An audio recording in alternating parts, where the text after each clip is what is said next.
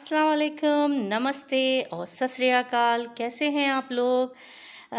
मैं अपनी दूसरी वीडियो लेके मतलब दूसरी तो नहीं, पहली ही वीडियो है पर इंट्रोडक्शनरी वीडियो मैं अपलोड कर चुकी हूँ और आज मैं अपनी प्रॉपर वीडियो लेकर आई हूँ, एक सच्ची कहानी लेकर आई हूँ। उम्मीद है आप लोगों को बहुत पसंद आएगी। पसंद आए तो कमेंट्स करके ज़रूर बताइएगा। इससे पहले कि मैं कहानी शुरू करूँ, अगर आपने मेरे चैनल को सब्सक्राइब नहीं किया है तो सबसे पहले इसे सब्सक्राइब कर दें और बेल आइकन को ज़रूर दबा दें ताकि मेरी आने वाली हर नई वीडियो की नोटिफिकेशन आप तक पहुंच जाए। तो आज एक शेर पढ़ा, मुझे बहुत अच्छा लगा और मुझे तो बहुत पसंद आया। तो पहले मैं वो शेर सुना दूँ कहानी से पहले। वो कुछ इस तरह है कि ढल गई उम्र सारी शौक़ हमारे लेकर, ढल गई उम्र सारी शौक़ हमारे लेकर, तुम अब आए हो मेरी जान सितारे लेकर। उम्मीद है पसंद आया होगा, मुझे तो बहुत अच्छा लगा। हम किसी दिन पोइट्री के ऊपर भी वीडियो बनाएंगे और मैं आपकी मुलाकात एक शायर से भी कराऊंगी। इनफैक्ट उनकी शायरी मुझे बहुत पसंद है और वो मज़ाहिया शायरी भी कहते हैं और सीरियस शायरी भी कहते हैं।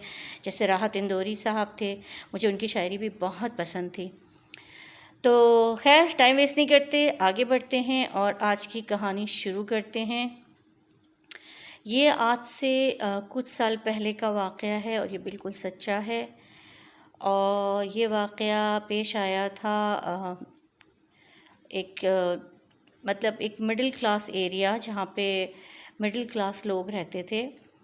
तो वहाँ पे एक फैमिली रहती थी, अम्मा, बेटा और उनकी बहू। तो उन लोगों के हालात कुछ इतने अच्छे नहीं थे, बस गुजारा हो रहा था। बेटे की उन्होंने नई नई शादी की थी, तो कुछ वक्त के बाद बहू जो थी उनकी वो एक्सपेक्टेड हो गई। तो वो बहू, जैसे होता है कि लोग समझते नहीं हैं जब तक गुज़रती नहीं है, बड़े बूढ़े हमें टोकते रहते हैं। तो इसी तरह बहू को उनकी सास भी टोका करती थी कि मगरिब के वक्त या शाम ढले तुम ये बाहर मत खड़ी हुआ करो, छत पे मत जाया करो, टेरेस पे मत खड़ी हुआ करो। मगर जैसे कि होता है कि लोग मतलब ऐसे सुन के सर हिला देते हैं, लेकिन उस चीज़ को जब तक एक्सपीरियंस ना कर लें तो बिलीव नहीं करते हैं। तो इसी तरह की एक शाम थी। सास छत पे बैठी हुई थी, हवा खा रही थी, मौसम बहुत अच्छा था और वो शाम की चाय भी ज़रूर पीती थी। उनकी तबीयत ज़रा घबराई तो वो छत पे चली गई। इतने में उनकी बहू, जिसको पता नहीं था कि उनकी सास छत पर है, उसने चाय बनाई। सास को घर में ढूंढा, नहीं नज़र आई तो वो समझ गई छत पर होगी। तो वो छत पे उनकी चाय की प्याली लेके पहुंच गई। तो वो जैसे ही पहुंची, उसकी सास को उसने अपनी सास को उसने चाय का कप दिया तो सास ने कहा, तुम्हें मना किया शाम के वक्त छत पे मत आया करो, तुम सुनते ही नहीं हो। तो ये बात कर रहे थे, इतने में मगरिब की अज़ानें हो गई। मगरिब की अज़ान हुई तो बहू को एक हल्का सा झटका सा लगा। खैर उसने, जैसे झुरझुरी सी आती है जैसे ना, बस ऐसी झुरझुरी सी आई। खैर ये लोग नीचे आ गए। वक्त गुज़रता रहा, बहू की सेहत बहुत अच्छी हो गई थी और रेगुलर चेकअप्स हो रहे थे और हर चीज़ बिल्कुल सही थी। और डॉक्टर्स ने कहा था कि इंशाल्लाह सब सही है, सब ठीक होगा। इसी तरह वक्त गुज़रता गया और डिलीवरी का वक्त करीब आ गया। तो एक शाम को इसी तरह उसकी तबीयत ख़राब हुई, बहू को हॉस्पिटल लेकर गए। तो जब बहू को हॉस्पिटल लेकर गए तो उसकी नॉर्मल डिलीवरी हुई। तो उस तो उसने एक बहुत प्यारे से बेटे को पैदा किया। बेटा पैदा हुआ, लेकिन तो उसे एक माँ जिन तकलीफ़ों से गुज़रती है पैदाइश के मरहले में, उसे वो सारी तकलीफ़ें फ़ील हुई। तो इतने में डॉक्टर ने कहा कि अरे एक और बेबी भी है। तो उसने एक और बेटे को जन्म दिया, लेकिन उसे कोई तकलीफ़ का एहसास नहीं हुआ। बहुत खुश हुई कि उसको अल्लाह ने 2 ट्विन्स बेटे दिए और उसने अल्लाह का शुक्र अदा किया। पूरा ख़ानदान, पूरा घर बहुत खुश था।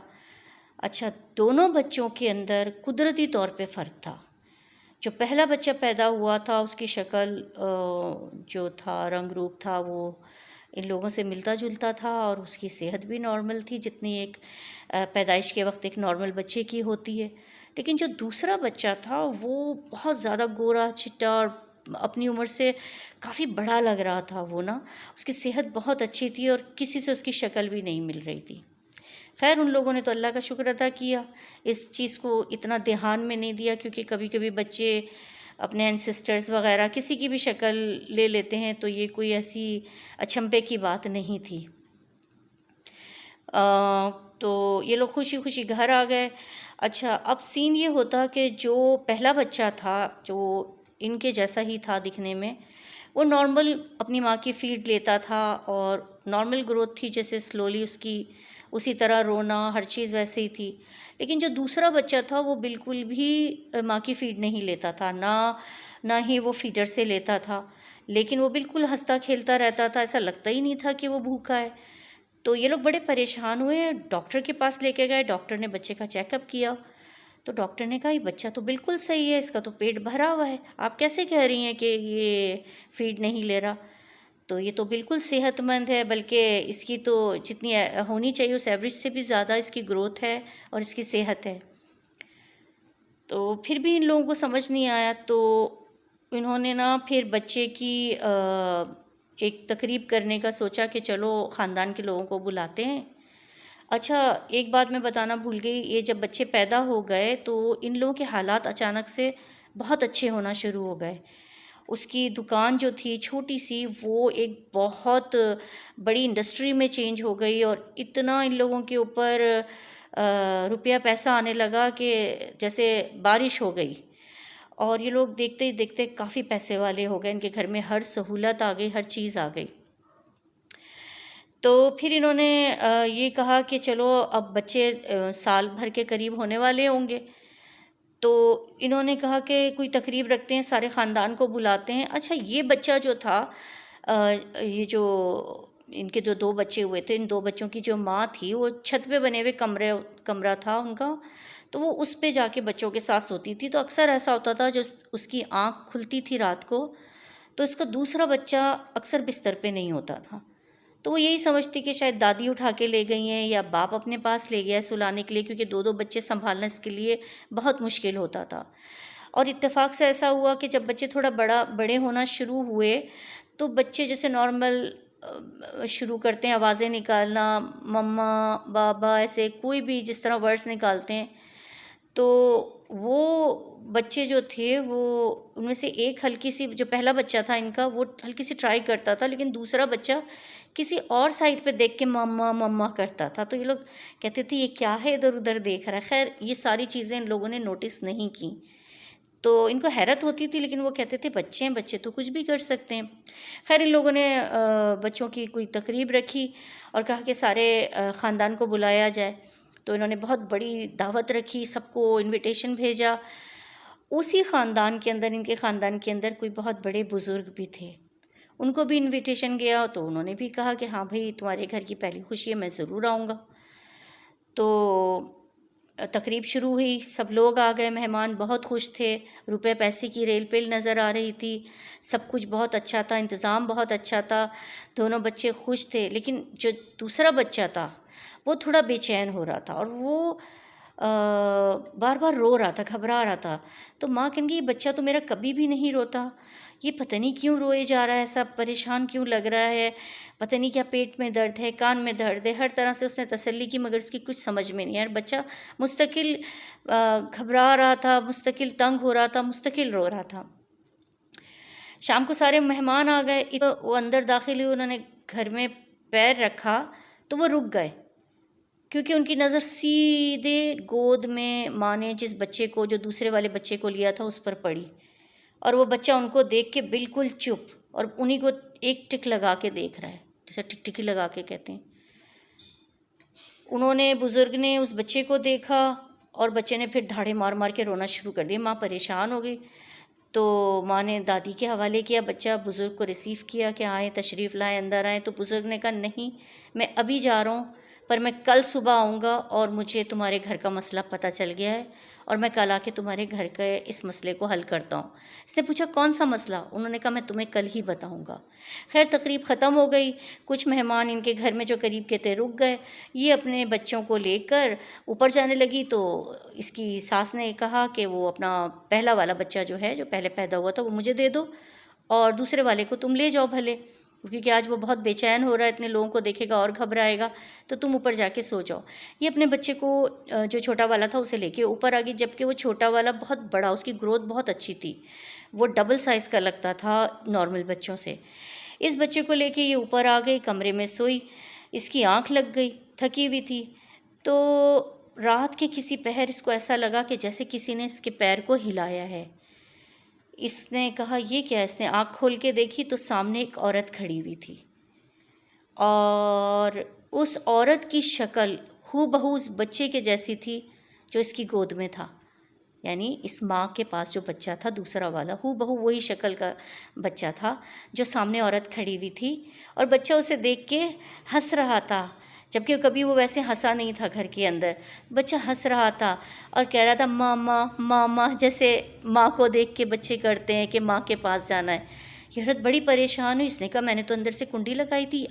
परेशानी तो उस औरत ने कहा जो उसके पैरों के पास खड़ी थी। इसने कहा घबराओ नहीं, मैं तुम्हें कुछ नहीं कहूँगी और मैं जो तुम्हें बताना चाह रही हूँ वो मैं तुम्हें नहीं बताती, लेकिन आज जो तुम्हारे घर में आए हैं उनको सारी असलियत पता चल गई है और मेरे बच्चे की जान इस वक्त ख़तरे में है, तो मुझे मजबूरन तुम्हें ये बात बतानी पड़ रही है।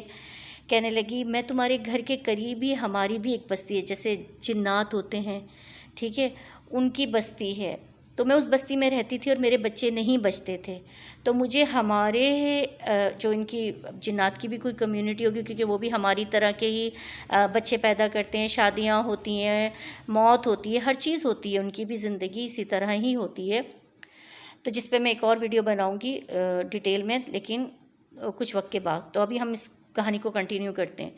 तो उन्होंने कहा कि मुझे बच्चे नहीं बचते थे, तो हमारे बुज़ुर्ग ने कहा कि किसी इंसान के जो जितने तुम्हारे मंस हैं उतने ही मंस की अगर तुम्हें कोई प्रेग्नेंट औरत मिलती है तो तुम्हारा बच्चा उसके पेट में रह सकता है ज़िंदा, वरना तुम्हारे पास नहीं रह पाएगा।